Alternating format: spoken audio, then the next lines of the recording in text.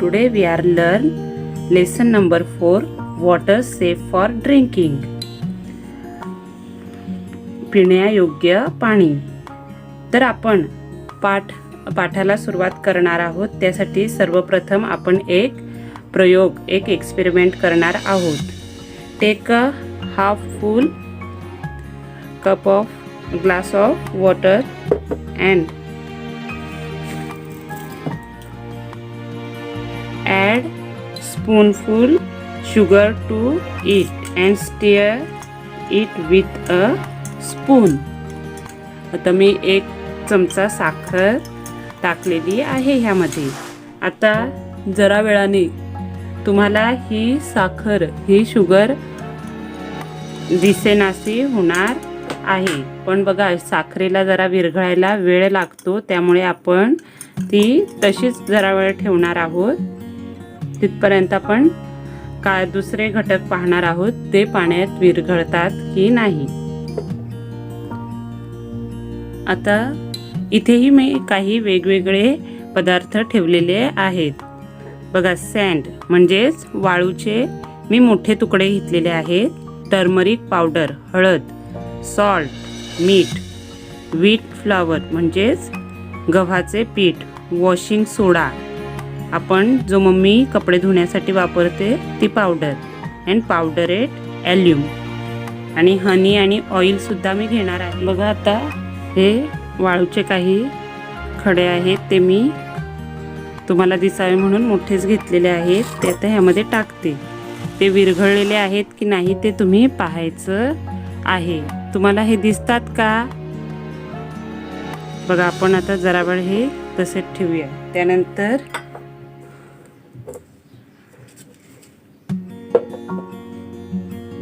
Turmeric powder हळद टाकलेली आहे कपमध्ये. जरा ती पण आपण हलवून घेऊया. आपण जरा वेळाने ह्या सगळ्या पदार्थांचं सगळ्या ग्लासचं निरीक्षण करणार आहोत. सॉल्ट,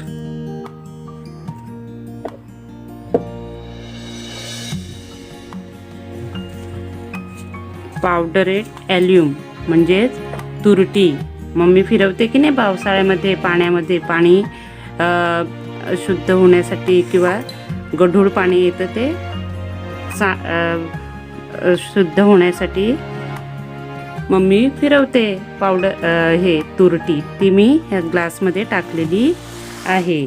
त्यानंतर आहे वॉशिंग सोडा, कपडे धुण्यासाठी वापरला जातो तो सोडा मी ह्यामध्ये टाकलेला आहे.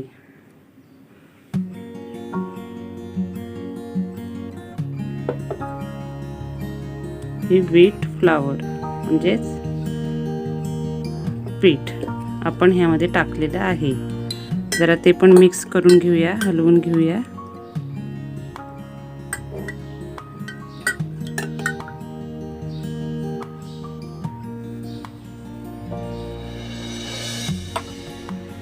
तर ह्या कपमध्ये आपण घेऊया थोडंसं ऑइल, ते पण हलवूया. Okay.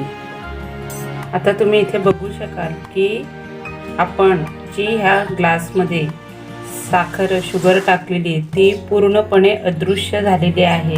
Means sugar is dissolve in water.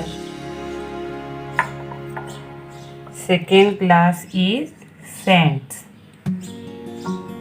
बघा, वाळूचे खडे तसेच्या तसे आहेत. Means sand is do not dissolve in water. त्यानंतर आहे टर्मरिक पावडर. बघा, हळदीचं जरी पिवळसर पाणी झालेलं असलं तरी आपल्याला एक हळदीचा खाली थर साठलेला दिसतो. हा बघा, खाली तुम्ही बॉटमला व्यवस्थित बघितलं तर खाली तुम्हाला थोडासा हळदीचा थर साठलेला दिसतो, किंवा इथनं बघितलं तरी पण खाली आपल्याला हळद जाणवते. हे बघा बाहेर आले की नाही. Means turmeric powder do not dissolve in water. त्यानंतर आहे सॉल्ट. सॉल्ट आपण मीठ 1 चमचा टाकलेलं होतं. Salt is dissolve in water. थोडीसुद्धा आपल्याला थोडंसुद्धा मिठाचे कण ह्यामध्ये दिसत नाहीत. म्हणजे मीठ हे पाण्यामध्ये पूर्णपणे विरघळतंय. त्यानंतर आहे ॲल्युम पावडर. ॲल्युम पावडर म्हणजे तुरटी. तुरटी ही पूर्णपणे पाण्यामध्ये क्लिअर पाणी दिसतं की नाही, म्हणजे ॲल्युम इज डिझॉल्व इन वॉटर. पूर्णपणे ते पाण्यामध्ये विरघळलेले आहेत. त्यानंतर आहे वॉशिंग सोडा. बघा इथे पांढरा रंग पसरलेला आहे ह्या ग्लासमध्ये, पण कुठेही खाली बॉटम म्हणजे हा खालचा भाग, इथे थोडे सुद्धा ह्या पावडरचे कण दिसत नाही. म्हणजेच washing soda dissolve in water. Then next is wheat floor.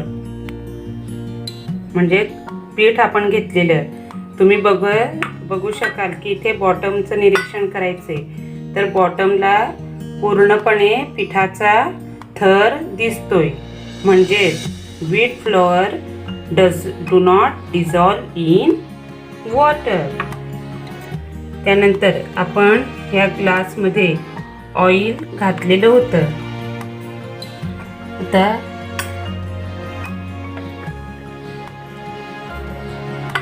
हे ऑइलचे थोडे बबल्स आपल्याला दिसतात. हे बघा पाणी हलवल्यावर ते बबल्स दिसतात. म्हणजे ते पूर्णपणे म्हणजेच oil do not dissolve in water. तेलाचे हे बबल्स दिसतात किंवा छोटे छोटे म्हणजे तेल ऑइल दिसतंय. म्हणजे ते पाण्यामध्ये तरंगलेलं आहे, वर आलेलं आहे, पण पाण्यामध्ये ऑइल डिझॉल्व होत नाही. दिस इज हनी. आता मी ह्या कपमध्ये ग्लासमध्ये ती घालते आणि जरा तो चमचा हलवते.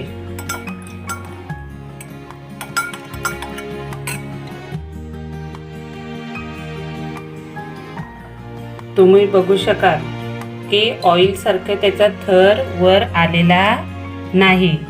ते पूर्णपणे सगळीकडे हनी मध आहे ते पूर्णपणे पसरलेले आहे पाण्यामध्ये.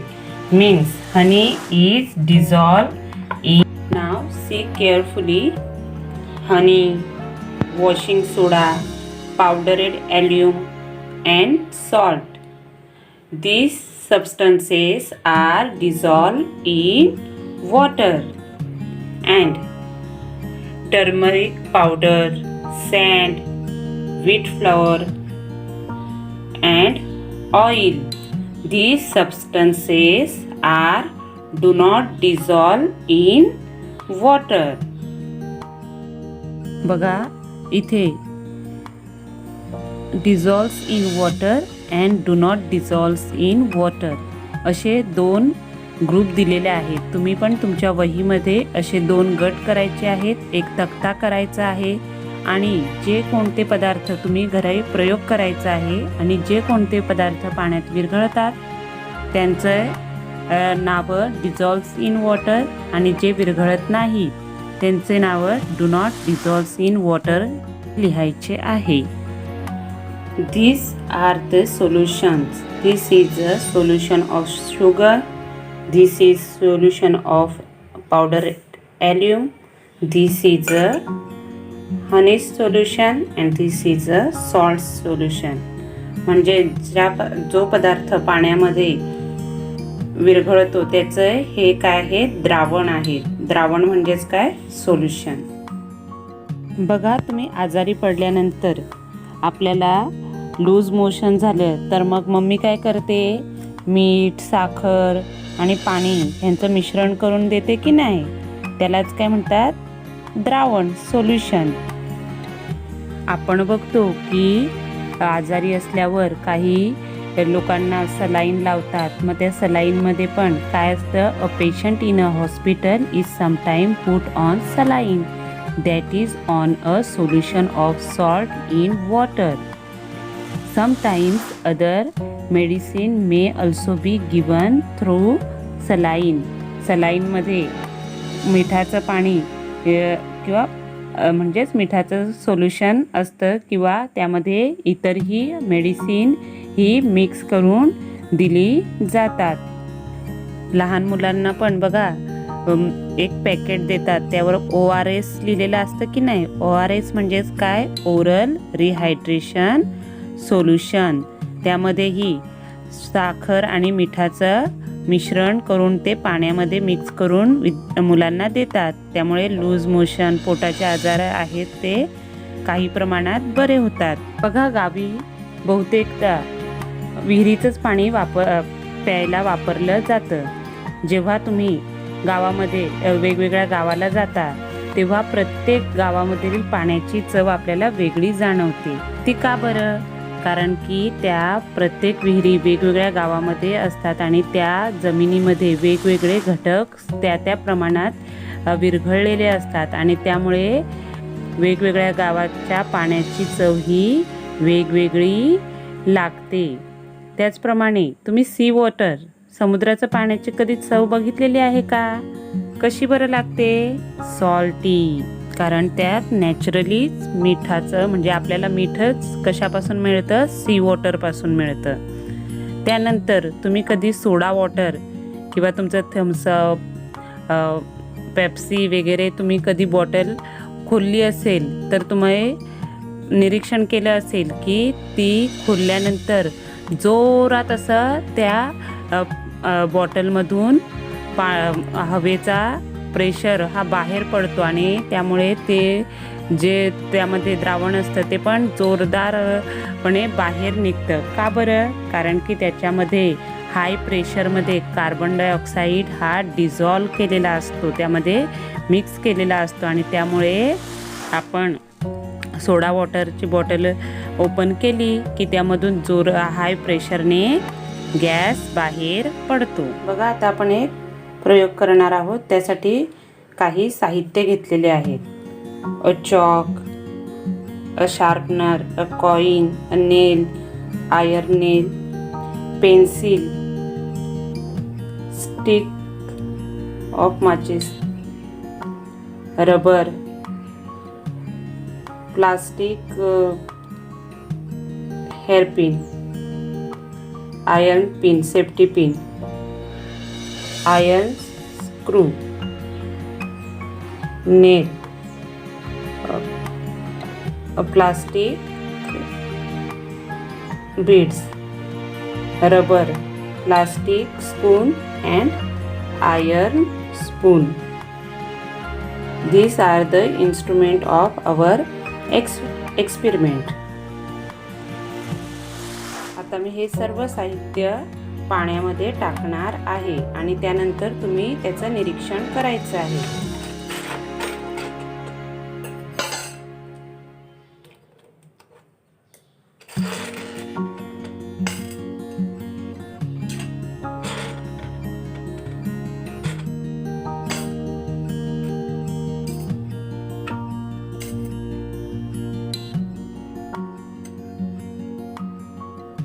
बघा तुम्हाला इथे स्पष्टपणे दिसेल की काही साहित्य हे पाण्यामध्ये पूर्ण खाली गेलेले आहेत, तर काही साहित्य हे वर आपल्याला तरंगताना दिसतात.